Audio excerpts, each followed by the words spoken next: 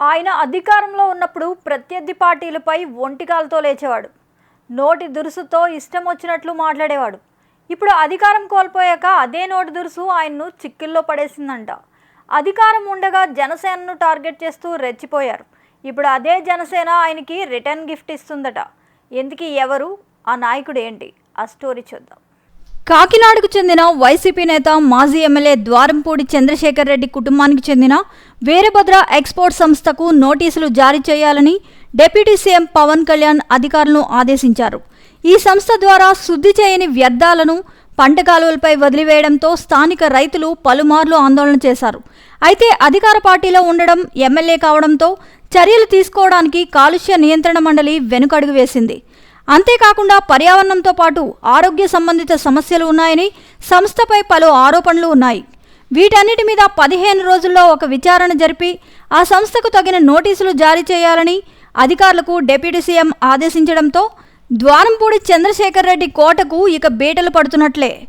ఎన్నికల ప్రచారంలో భాగంగా నాడు పవన్ కళ్యాణ్ ద్వారంపూడి చంద్రశేఖర్ రెడ్డి అక్రమ మార్గాలపై తీవ్ర స్థాయిలో ధ్వజమెత్తిన సంగతి తెలిసిందే. నీ మాఫియాని కూలదోస్తానని, నీ అవినీతి వ్యాపారాల్ని సముద్రంలో కలిపివేస్తానని, లేకుంటే నా పేరు పవన్ కళ్యాణ్ కాదని బహిరంగంగా హెచ్చరించారు. తాజాగా ద్వారంపూడికి చెందిన సంస్థకు నోటీసులు జారీ చేయమని, ఆదేశాలు జారీ చేయమని అధికారులను ఆదేశించడంతో ఇక ద్వారంపూడి అవినీతి సామ్రాజ్యానికి ముగింపు పలుకుతున్నట్లేనని పరిశీలకులు పేర్కొంటున్నారు.